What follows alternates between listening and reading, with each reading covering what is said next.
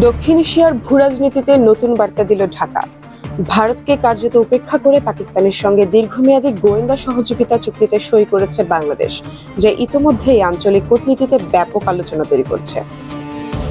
মাদক পাচার, অর্থ পাচার ও আন্তর্দেশীয় অপরাধ দমনের নামে হওয়া এই সমঝোতাকে অনেকে দুই দেশের সম্পর্কের নতুন অধ্যায় হিসেবেও দেখেছেন।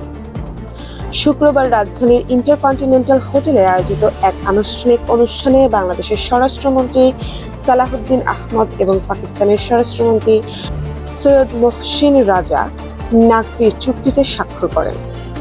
10 বছর মেয়াদী এই সমঝোতা স্মারকের আওতায় দুই দেশ এখন থেকে গোয়েন্দা তথ্য বিনিময়, যৌথ অভিযান, কারিগরি সহায়তা এবং অপারেশনাল সহযোগিতার মাধ্যমে মাদক ও সংঘবদ্ধ অপরাধ মোকাবেলায় একসঙ্গে কাজ করবে। চুক্তি অনুযায়ী দুই দেশের গোয়েন্দা সংস্থা নিয়মিতভাবে মাদক পাচারকারী চক্র, সীমান্ত ভিত্তিক অপরাধ, অর্থ পাচার এবং নতুন পাচার রুট সম্পর্কিত তথ্য বিনিময় করবে।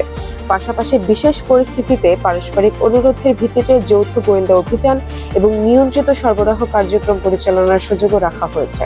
নিরাপত্তা বিশ্লেষকদের মতে বাংলাদেশ ও পাকিস্তানের মধ্যে এ ধরনের সমন্বিত নিরাপত্তা সহযোগিতা দীর্ঘদিন পর বড় ধরনের কৌশলগত অগ্রগতি হিসেবে বিবেচিত হচ্ছে। সমঝোতায় আধুনিক প্রযুক্তি ব্যবহার, প্রশিক্ষণ, পুনঃপ্রশিক্ষণ, গবেষণা তথ্য আদান প্রদান এবং মাদক শনাক্তকারী প্রশিক্ষিত কুকুর ব্যবহারের অভিজ্ঞতা বিনিময়ের বিষয়েও অন্তর্ভুক্ত করা হয়েছে।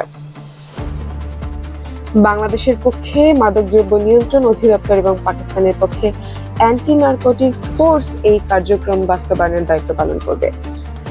চুক্তিতে বিশেষভাবে তথ্যের গোপনীয়তার উপর জোর দেওয়া হয়েছে। এতে বলা হয়েছে, দুই দেশের মধ্যে আদান প্রদান হওয়া কোনো তথ্য তৃতীয় পক্ষের কাছে প্রকাশ করা যাবে না। প্রাথমিকভাবে 10 বছরের জন্য কার্যকর হওয়া এই চুক্তি ভবিষ্যতে পারস্পরিক সম্মতির ভিত্তিতে নবায়ন করা যাবে। চুক্তি স্বাক্ষরের পর দুই দেশের স্বরাষ্ট্রমন্ত্রীরা আশা প্রকাশ করেন, এই সহযোগিতা দক্ষিণ এশিয়ায় মাদক নিয়ন্ত্রণ, জনস্বাস্থ্য সুরক্ষা এবং জাতীয় নিরাপত্তা জোরদারে কার্যকর ভূমিকা রাখবে।